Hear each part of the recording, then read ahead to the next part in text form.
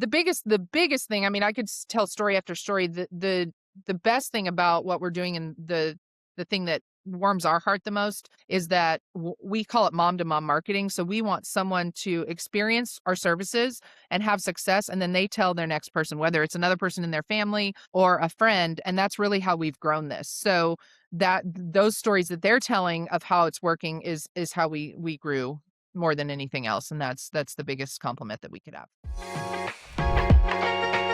You've tried everything. You've changed your diet, you've detoxed, you've even moved homes, and yet you still feel sick. Headaches, brain fog, fatigue that no one can explain. What if it's not you? What if it's your environment? Welcome to Mold, Mycotoxins, and More. I'm John Bodie. Each week, I sit down with experts uncovering how mold, mycotoxins, and environmental exposures affect your health, and what real recovery looks like. Let's get into today's conversation. The information provided on the Mold Pros podcast is for educational and informational purposes only and is not intended as medical advice, diagnosis, or treatment. Listening to the podcast does not create a doctor-patient or professional-client relationship between you and the podcast host, guest, or the Mold Pros. The content shared should not be used as a substitute for professional medical advice, diagnosis, or treatment. And always seek the medical advice of your physician or qualified healthcare provider with any questions you may have regarding a medical condition, potential mold exposure, or health concerns. Never disregard professional medical advice or delay in seeking it because of something you heard on this podcast. And while we strive to provide accurate and up-to-date information, we make no representations or warranties of any kind, express or implied, about the completeness, accuracy, reliability, or suitability of all the information discussed. And guest experience and outcomes discussed on this podcast are individual cases and should not be considered typical results. Your situation may differ significantly. As always, if you think you have a medical emergency, call your doctor or 911 immediately. By listening to the Mold Pros podcast, you acknowledge that you understood this disclosure. Brain fog, memory problems, anxiety, depression, headaches that won't quit. If you've been exposed to toxic mold, these symptoms might sound all too familiar. But what if there's a drug-free way to help retrain your brain and recover from mold-related neurological damage? Welcome to Mold, Mycotoxins, and More, the podcast where we explore the hidden connections between environmental toxins and your health. I'm your host, John Bodie, and today we have a truly inspiring guest who bridges the world of education and brain health. Sandra Murcott is the founder of Braintopia Neurofeedback Centers with 10 locations in the Dallas-Fort Worth area. As a veteran educator with over 20 years' experience and a master's degree in curriculum design and assessment, Sandra discovered that neurofeedback's transformative potential for addressing focus, anxiety, and the neurological impacts of environmental toxins, including mold exposure. Today, Braintopia serves everyone from children with ADHD to professional athletes. Sandra, welcome to the show. Thank you. I'm so happy to be here, John. Glad we could make this happen. Let's start out, first of all, just some basics. What exactly is neurofeedback brain training, and how does it differ from other brain health interventions? Great question. So brain training or neurofeedback is working with brain waves. So we, first use what's called a QEEG brain map to identify where there's dysregulation in the brain. Dysregulation can be caused by really one of four things: mold or mycotoxin exposure, which is why we're here talking to you today, Right. Food sensitivities, injury, concussion or TBI, or complex trauma. And so what we do is we identify what part of the brain this is affecting, go back and look at what in the patient's medical history could have caused this. And then brain training or neurofeedback is actually using audio and visual stimulation and audiovisual cues to get those brain waves back into the organized patterns that they were intended to exist in. And so it's not making the brain do anything, it's truly encouraging it and training it back into organized patterns of behavior. We do not use medicine, we use all audio and visual cues, and we'll get into more details on that. But at its very most simplistic terms, it's getting brainwaves back into organized patterns. Interesting. Yeah, a lot of our listeners, they want to shy away from, it's always, prescribe a script for this or that. And it's, it's easy to pop a pill to try to solve a problem. So I'd like to learn a little bit more exactly how neurofeedback addresses neurological symptoms like differently than what a pharmaceutical would. Can you Sure. speak to that? I can, absolutely. So what we're doing is working with the electrical system of the brain. So each one of the 5 brain waves that we're working with has a certain hertz level and a certain threshold that with which it's supposed to operate within. And when we're dealing with meds to which is more of a chemical issue, so we're talking metabolic versus, kind of electrical system, more functional. And so with medicine, which we're not anti-meds, sometimes they're needed, but with meds, it's going through the blood and through that system. And so it's either bringing everything up or everything down. And so you can't really isolate a certain brainwave. With neurofeedback, because we're isolating all 5 of those brainwaves and identifying where they are and what's high and what's low, we can really work with individual brainwaves on different individual sides of the brain as well, because the brain is going to be doing different things on the 2 different hemispheres. And so identifying that and then being able to really tailor what we're doing and how I don't want to say manipulating because that's not what we're doing. How we're training the Hmm. different sides of the brain is very important. So it just gives a much more individualized approach rather than just, so for example, anxiety meds. What do? They're bringing all of this activity down. Well, what happens when one brainwave needs to be brought down and one needs to be brought up? Then medicine is not necessarily doing that. So that's why a lot of people are on an anti-anxiety medicine and then they're also on an antidepressant medicine because you have to do both things within the brain. And so at that point, then we're kind of counteracting each other. So we're really able to isolate and identify where the need is and solve that based on the individualized brainwave instead of just going through the bloodstream. So you're teaching the brain essentially to kind of self-regulate? Yes. The central nervous system. Yes. Okay. Okay. So is that a one-time fix? Is it an ongoing situation that it always has to be retaught that? Can you explain what that looks like? Absolutely. So, neurofeedback in general is not meant to be a forever modality. So, that's why these brain maps are so important that we do at the beginning, because we need to identify and figure out what the core and the root problem is so that the brain is not constantly reintroduced to whatever is causing inflammation or causing injury and causing reactions in the brain. So, if it is a food sensitivity, we work very closely. That's why we have partners, Mold Pros being one of them, is we have to figure out what is the root cause of this so Mhm. that when we get the brain back into a regulated state, that it stays there for the most part. Because we're not, this is retraining the brain back into an organized pattern that it was intended to be in. As long as we get it there, it's going to stay in that state. The brain doesn't like to change. And so it's going to stay in the state, whether it's dysregulated or regulated, until something comes and acts upon it to get it out of that homeostasis. And so we need to make sure that if there's mold in their environment, that we're eradicating that so that it is not going to reintroduce all this work that we've done. If mold's still in their environment, then it's just going to keep reintroducing the problem back into their brain function. And so we really work with the clients and with our partners to be able to figure out what in their environment is causing this so that it doesn't keep reintroducing this to them. As long as we get that out of their environment, this is a permanent solution for them. So it's not something that they have to do forever, which we always tell practitioners, we are not in competition with them. Mhm. We are helping them because we're a drop in the bucket versus what, they'll go back to, whether it's their counselor or whether it's their chiropractor. We're a very short amount of time to get the brain regulated, and then all the other modalities are that much more effective. Very good. You're so uniquely positioned, I feel, because your your background in the environmental exposure from the affiliations you've had with real time labs, et cetera, and of course decades of being an educator. So Right. you have this science affiliation, you have the education background as well, and then you decided to do this full time, and now you have 10 centers in the DFW area. Can you share a little bit of how you progressed from being an educator to full time operating your neurofeedback centers? That's a Absolutely. dramatic career shift. It's a dramatic career shift. But the funny thing is the way that this happened is it makes so much sense, even though our family really didn't realize that at the time. So, like you said, my connection with Real Time Labs is that my dad, Dr. Dennis Hooper, is the the founder of Real Time Labs, Mhm.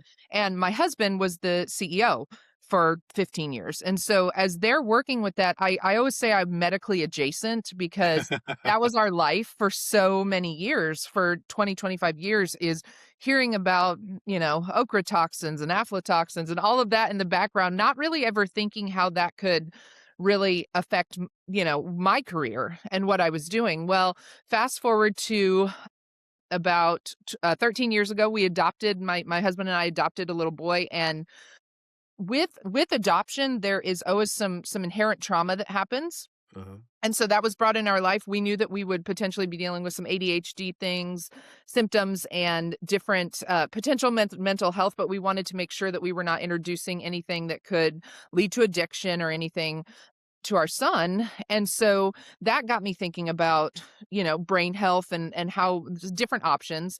And then my dad went through a liver transplant, and we saw what autoimmunity and what metabolics can really do to the brain. And I was his primary caregiver during that time. He's recovered wonderfully now, and we're so blessed with that.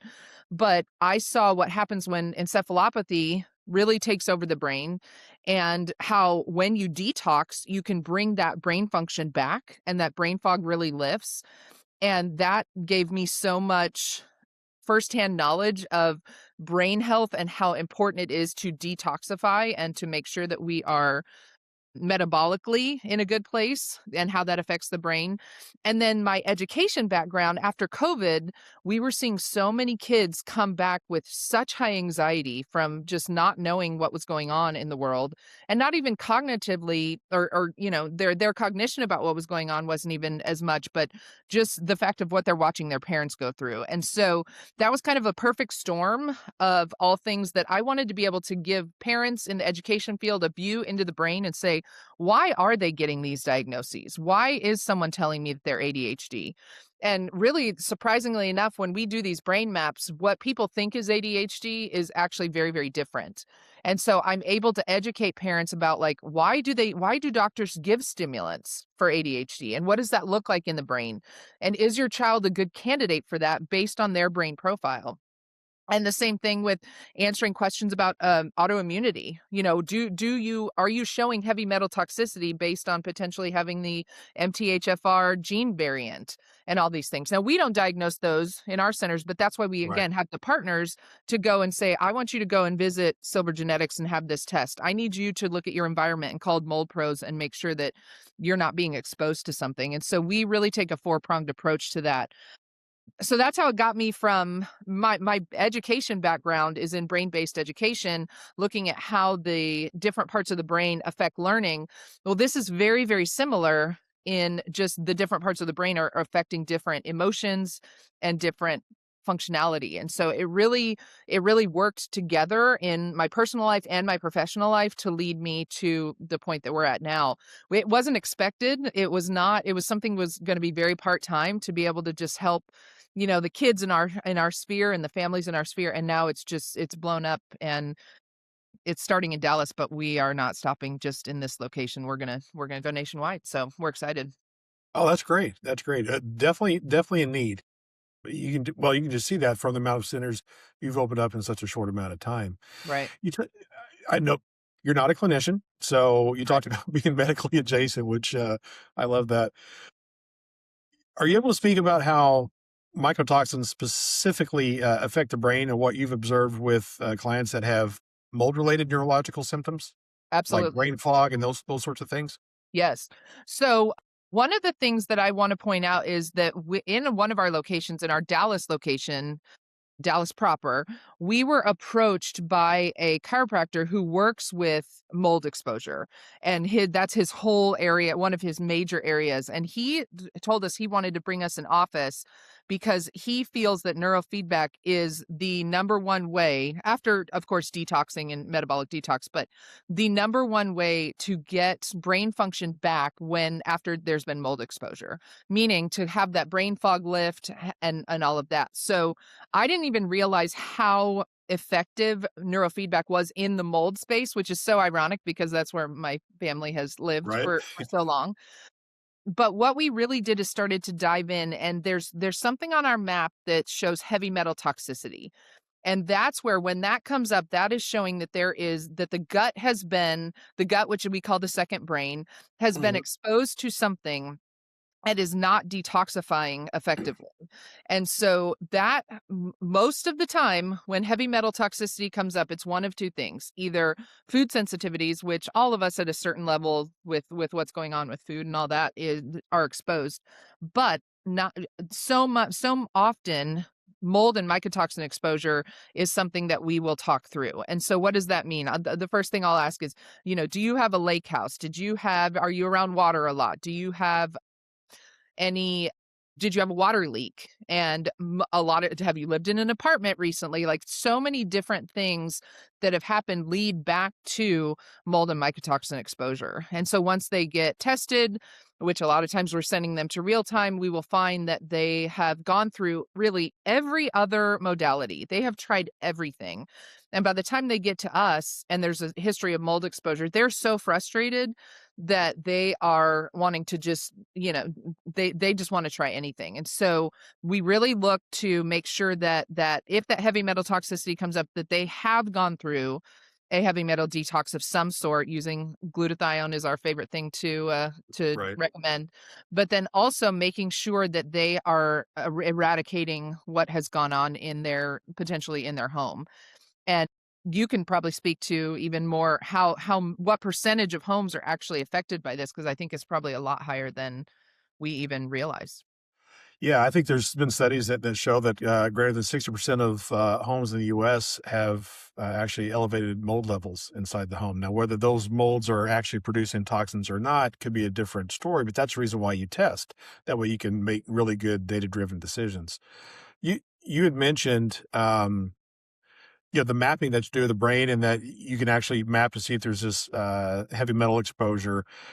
I'm kind of curious, does that brain mapping, are you actually able to see if there's been mycotoxin exposure in the brain as well? We cannot get that deep into it, because what our measure is quantitative, and it's based on just what quantitative data of what we're seeing based on only brainwave activity.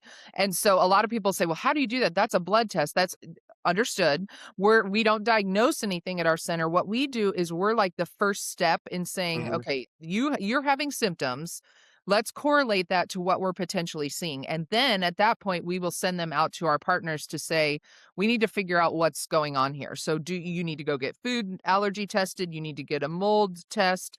And then if their physical mold test comes up with anything, then we say, okay, you need to test your environment and you really need to dive into that. I would encourage you. You talked about some of those qualifying questions that you ask here in the South. So a lot of, like you mentioned, ochratoxin A, which of course is a mycotoxin that's produced by Aspergillus or Penicillium species. So it's not just if they live near a lake house or an apartment. That Aspergillus and Penicillium, those are xerophilic molds. In other words, they'll thrive. They don't require a lot of water. They're known as Oh, dry living molds. And so, especially in the South where it's humid, the EPA always recommends that you maintain your relative humidity ideally between 30 and 50% to avoid that kind of fungal growth. And so, I mean, you're in Texas, very humid in Texas, and I'm in Florida, extremely humid in South yeah. Florida. So that's every day. So you don't have to live near a lake or live in an apartment. You just have to live and have a structure that has drywall and have leather furniture or cloth furniture or, a house made of wood. You're going to have that risk. That's why Valid. I really do think that environmental mycotoxin testing, oftentimes I get asked, you know, what's the best test? And the answer is there isn't one that's the best because each test goes to what you're trying to understand. So you sample and test appropriately for what you're trying to know.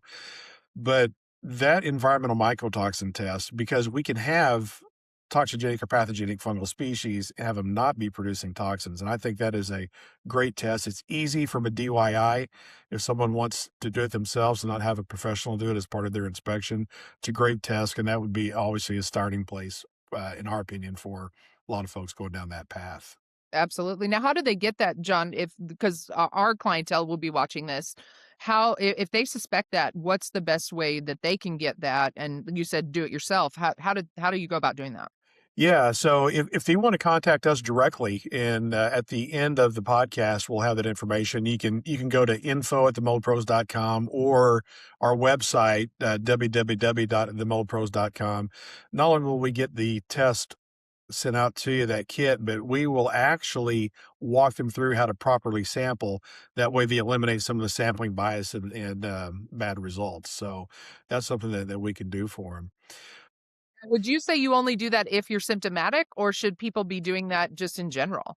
If they have a health concern, then we would recommend that as being a foundational test that they do.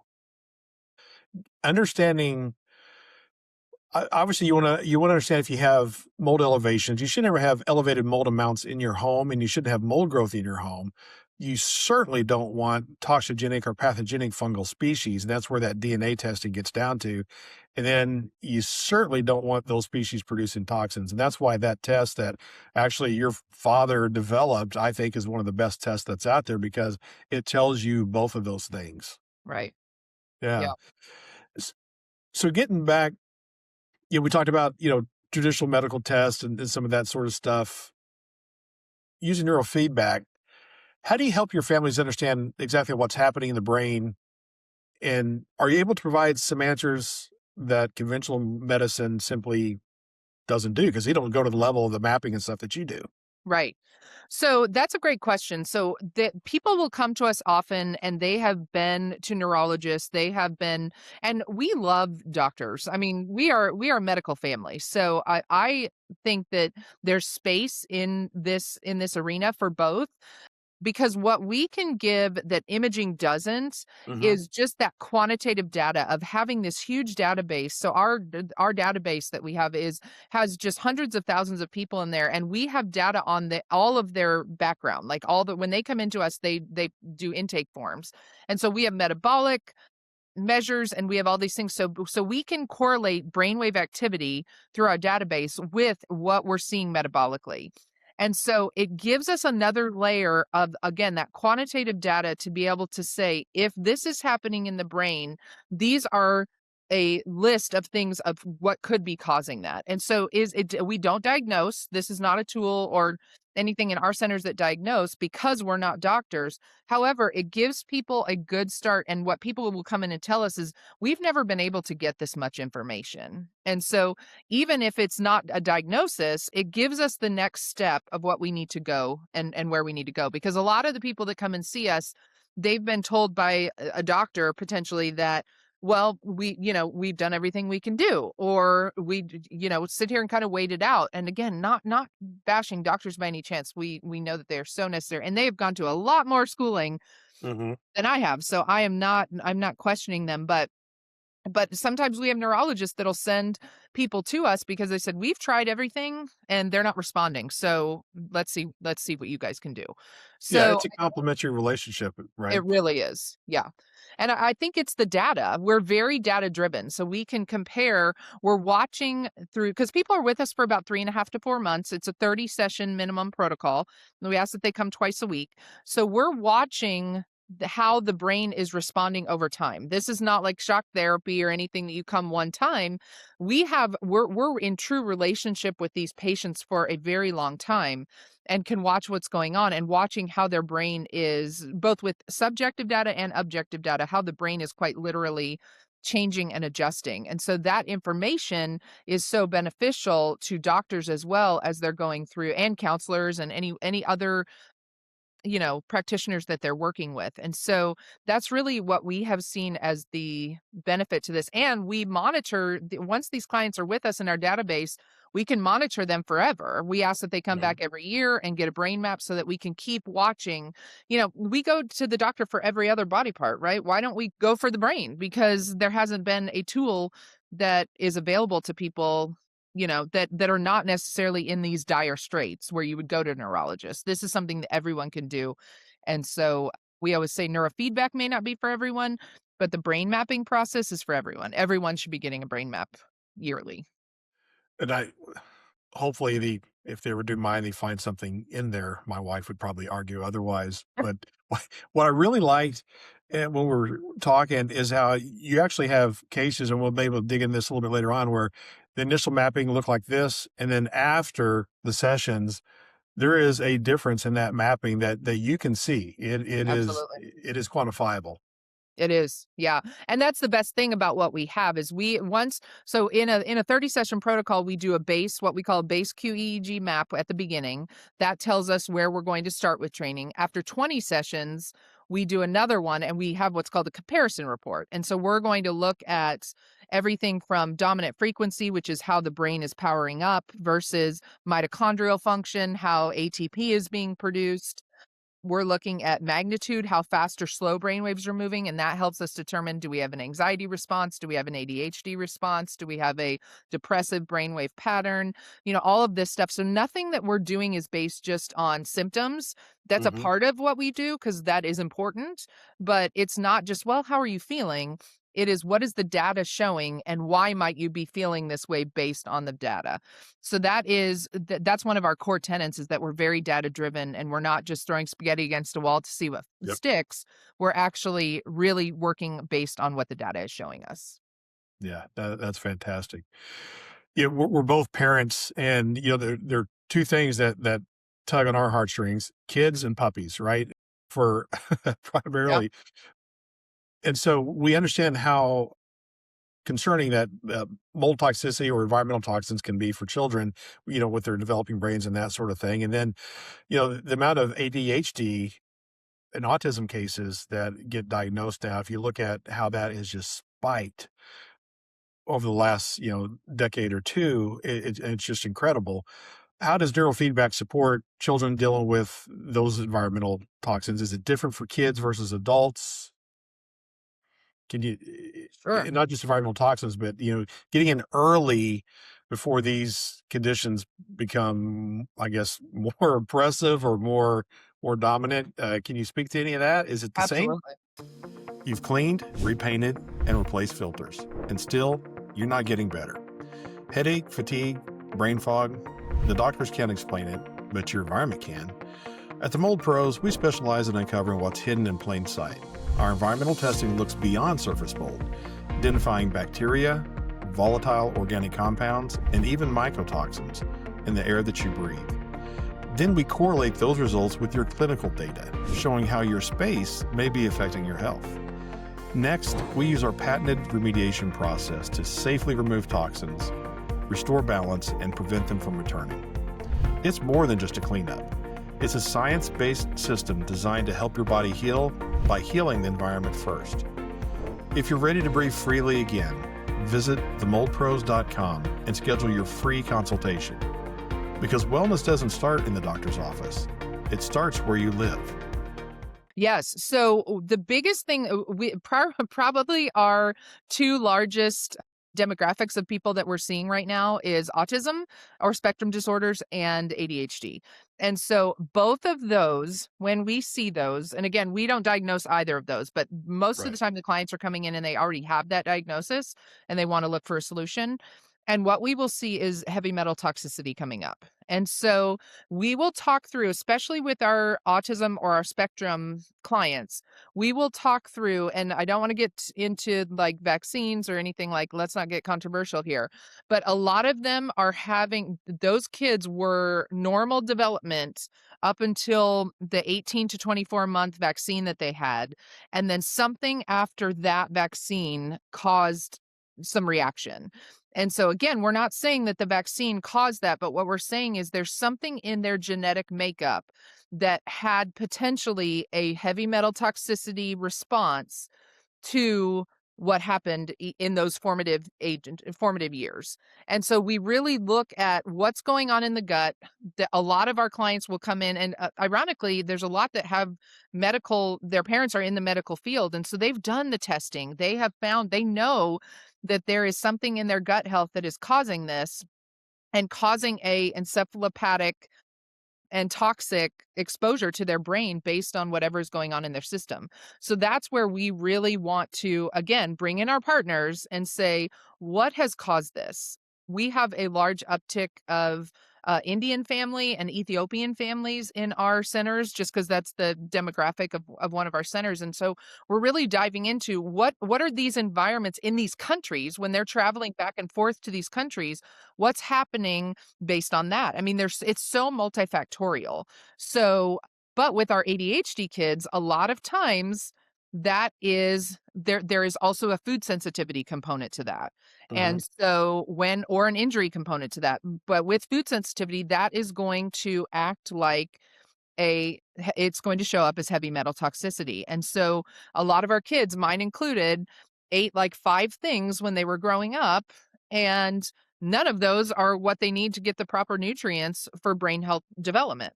And so then we're seeing different things that are happening based on that. And so we really have to help parents to understand, here's what's happening in the gut based on what, who knows what the origination was, but here's where we are now.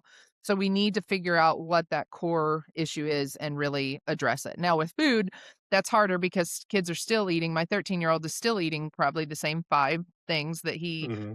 that he want, but that's why we have to have supplementation. So that's why supplementation is so important, which again is one of the 4 prongs of who we work with other, because neurofeedback does not live in a silo.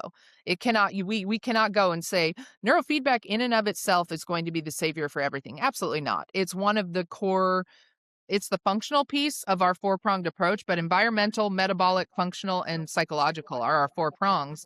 And we really have to look at all 4. And at any point in one of those 4, people can enter the scene, but they really need all 4 of them. So regardless of where they're coming from and where their origination is, meaning they could come from a mold background and know, okay, I've had mold exposure. Well, those other 3, there's going to be a metabolic, functional, and psychological component to all of those. And so we really have to look at all of it. Okay, that makes sense, and that's that good comprehensive approach really overlays well with the functional medicine approach, right? Really getting to the root cause of things, not just treating symptoms, but getting to what's actually causing the issue. Can you walk us through, in maybe a linear process, if there is such a thing, but how does it start? When I hear 30 sessions, I don't know of too many people who enjoy going to for doctor's visits, the dentist office, et cetera. All that sounds so scary. And so Right. is this, from what I understand, we're not attaching, all the, you know, shaving your head and attaching electrodes. It's nothing like that at all. Can you walk us through what that looks like? And then how does a typical patient actually come to call upon you, and what's that pathway look like? Sure. One thing I didn't answer from the last question is with kids. So our youngest kids, our youngest client came in before she was even 2 years old. So when you look at that and you think of doctor's appointments and stuff, I'm going to explain what this is because it's very different and it's something that people actually enjoy coming to, especially if you have a kid. Like for this little girl, we stuck her in a high chair and gave her snacks, and ultimately what the client experience is you're sitting in a recliner and you're watching a TV show. Now, the TV show in and of itself is not what's giving you the neurofeedback. What's happening is you have sensors on your head. Those sensors are not electrodes. They're not putting anything into the brain. Those sensors are reading brainwave activity across the scalp. And depending on the location, depending on that brain map, that base QEG brain map, we know where we're starting first. So whether it's frontal lobe or occipital lobe or right in the middle in the central sulcus of the brain, we're starting in a certain location. Those sensors are reading the brainwave activity, sending it through the software, through our computer, and to the television. And what's happening on the television, the client experiences that they're watching Netflix or Disney Plus, whatever. It doesn't matter what the show is. We just want them to be distracted by their show. And the sound and the volume and the brightness on the TV is fluctuating. So what that's actually doing is putting the brain into a, for lack of a better term, a fight or flight response, but taking the emotional component out of that. Because what we need to do is train the brain to take in stimuli through the central nervous system and appropriately respond to that. Because when the central nervous system is not appropriately responding to stimuli, then we see all the symptoms that we've talked about, and that we see anxiety, all of depression, whichever symptom we're seeing. And so they're sitting in a chair, they're comfortable, they're watching, it's 30 minutes per session. And so it's very passive form of therapy or form of It's a very passive modality. So for them, they just think that they're sitting and watching a TV show, which is why 30 sessions sounds terrible to like if I'm going to the dentist 30 times, Yeah, we're doing something different. Like I'm just pull out my teeth. That's exactly. what this is. So when people are coming in, they enjoy it. They are doing something that they really like. So it's very calming for people. There's different eyes closed protocols, eyes open protocols. So based on their brain profile, I always say it's kind of like balm to the brain. And so it is a time investment, but it's something that they enjoy doing. So it's a lot less tedious than one might think when they hear 30 sessions. Yeah, very good. And that makes I can see why you've had success dealing with, say, or helping people that are going through and that are on the have autism or spectrum disorders because it's that input, how to be able to deal with that input Right. and that stimulation. So that certainly makes a lot of sense. Is how different is that as opposed to working with child versus dealing with a professional athlete? Are you seeing similarities or is that a different sort of treatment process? It really depends on what that brain map looks like. What for our children, most of the time the challenge is, especially if they're spectrum or autism, to get them to trust us because when the biggest nightmare for a spectrum child is touching their head. And so we're asking them to put ear clips on their ears and put something on their head. And so we really work with them at the beginning. We've had so many clients that come in and they are throwing their shoes and they are mad, they're screaming at the beginning, and the parents are trying to restrain them. And I'm super calm through that because I've seen what happens. Like we Right. know, we expect that that's going to happen. And then after about session 4 or 5, they're sitting in the chair, they're quiet, it's miraculous. And so but what they do is they start to trust us. Their brain is starting to react to what's going on and they're quite literally their nervous system is calming, and that is the whole goal. So that now a child that's coming in for with that has a spectrum disorder versus an adult, very different goals. We're not saying we're curing anything with neurofeedback, but Mhm. for a family that has a child on the spectrum, any level of progression is going to be pretty monumental as far as a change for the family. Now, for an adult, especially a professional athlete, let's say coming in, a lot of times they're coming in their late 30s or early to mid 40s. And what they have experienced in their playing days, which is likely, 15, 20 years ago, and there's injury, concussion, that's all now starting to catch up with them. And Mhm. so they're seeing potentially, headaches, they're seeing inflammation in the brain, they may have bloodshot eyes, they may have they're feeling potentially anxiety or depression, different symptoms that they're feeling. And so we really look back, they're probably having sleep issues. So whereas a child may have, high activity in the center, an adult or a professional athlete that's coming in, they could be falling asleep during their sessions because their brain now just their brain has gone into what we call sleep saver or screensaver mode, where it's had such high anxiety for so long and had to be at this heightened state for so long that now it just when stimuli is coming in, it just kind of goes into shutdown mode. And so we have to kind of wake up the brain at that point and stimulate it in a different way. So that's why these brain maps are so important. There's no one protocol that works for everyone. And so that's why it's very individualized for each person based on that brain map. So yeah, it's something different every day, which keeps it interesting around here. Yeah, no doubt. Sounds like it would. So we talked about environmental exposure or, mycotoxin exposure. We talked about spectrum disorders, ADHD, and essentially trauma, right? What other issues have you found or conditions where neurofeedback may be helpful?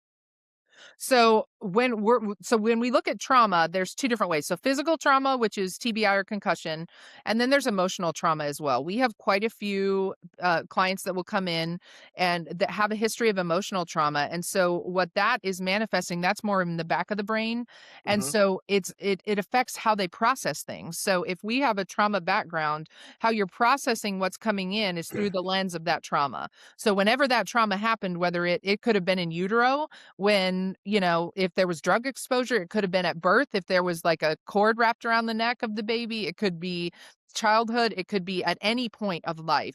Well, what happens is how the brain processes information really stops at that point, and everything else that's coming in is through that lens of trauma. And so what we do is we help to get the brain waves that are a lot of times in, like I say, shutdown mode, because it's been in high anxiety mode for so long that now the central nervous system just says, I can't operate like this anymore. So I'm going to just kind of, we may call it compartmentalizing as well. Just, put this away. I'm not going to think about this. Well, we have to help clients to really wake up that part of the brain so that they are now not just ignoring what they're feeling, but actually taking it in and dealing with it. Now, we don't do that part as far as the psychological. That's where we partner with some counseling centers. We partner with someone called Highland Village Counseling, where we would then refer them off to that point when they're ready.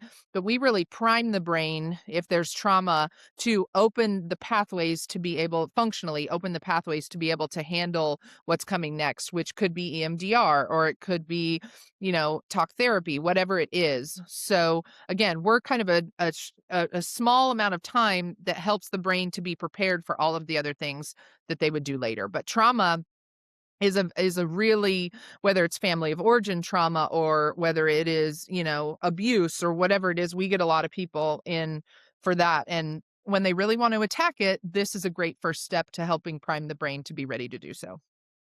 Well, it sounds like you've positioned Braintopia to be almost like a hub, and you can direct folks to go when they need help with, if it's a supplement issue, or if it's going to be they need to speak with a psychiatrist or a clinician. Then you can help direct them, and direct traffic in that way. So that's really important work.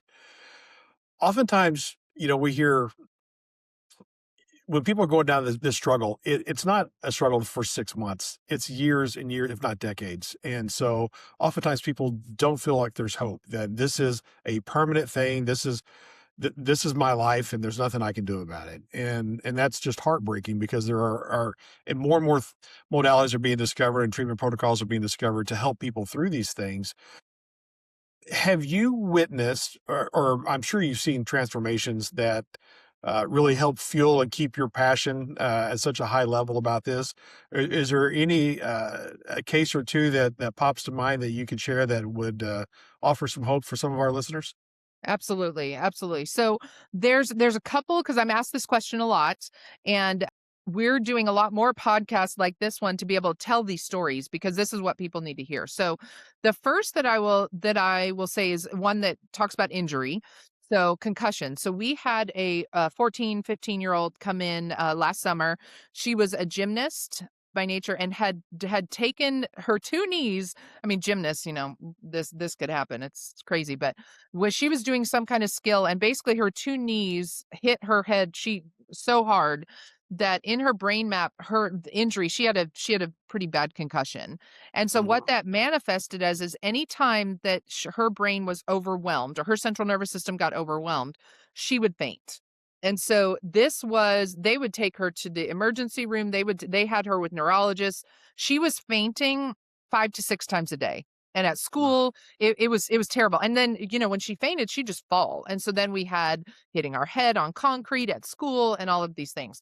The neurologist actually said, after they went through, he's like, functionally, I can't find what's, he didn't know. They tried everything that they could do. And so he sent her over to us. And what we were able to do, what we found through the mapping process, is this was not a functional issue. This was an emotional issue based on concussion, based on how her brain was reacting to the injury. So what we did is we worked on the emotional component through the middle part of the brain and helped her brain to know how to take in stimuli, and then worked on the frontal lobe, which is where the injury was. And she went from having 5 or 6 fainting spells a day to maybe like one a month now.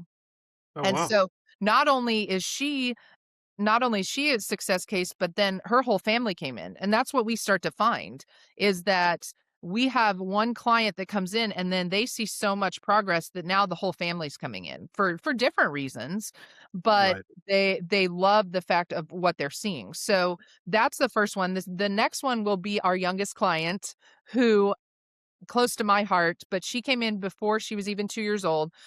Very limited language. She would be hitting her head a lot of some gut health issues, some food sensitivities and things like that. It was a risk to take, or not a risk, but it was a gamble for us. We didn't really know how a one first of all, that we could get a 1-year-old to sit there, that we could get a 1.5-year-old to focus on a TV show for that long. But we were able to do that. And within 10 sessions, she was counting 1 to 10 verbally. She had I mean, and now this child is a completely different child. There was Yeah. the path that she was on was of diagnosis of, autism potentially and all that. That is not where we were at. She just needed her brain to get to the point where it's opened up enough to be able to start communicating. And once that happened, we saw huge benefits. And she is a beautiful, really successful, very talkative and brilliant 4.5-year-old now. So and still brain training. So, her parents saw the benefit of it, and they keep going. So and then, one other one is going to be well, really a lot of our ADHD kids, Mhm. when we can we always I always recommend, again, if they are having heavy metal toxicity, which a lot of our ADHD kids have, once they get on that glutathione, their body learns to detox, and so Yeah. now a lot of the things that we are seeing start to alleviate. So that's a huge part of what we do working with people to or working with practitioners to get that gut health into order, and so then we start to see a lot of different things happening. So with the biggest thing, I mean, I could tell story after story. The best thing about what we're doing, and the thing that warms our heart the most, is that we call it mom to mom marketing. So we want someone to experience our services and have success, and then they tell their next person, whether it's another person in their family or a friend. And that's really how we've grown this. So that those stories that they're telling of how it's working is how we grew more than anything else. And that's the biggest compliment that we could have. Absolutely. Well, it sounds like there's such a demand for this, and then the results appear to be really good, and so that's what helps fuel that a lot. This is I've been in the environmental space for going on nearly 20 years now, and this is something that's relatively new, at least in my realm. I haven't heard a lot about it, but it sounds like you're making really good progress and good traction, which is fantastic. How can listeners, if you would like to learn more, Sandra, what's the best way to contact you or Braintopia? Sure. So we have a great website. It is www.braintopiacenters.com.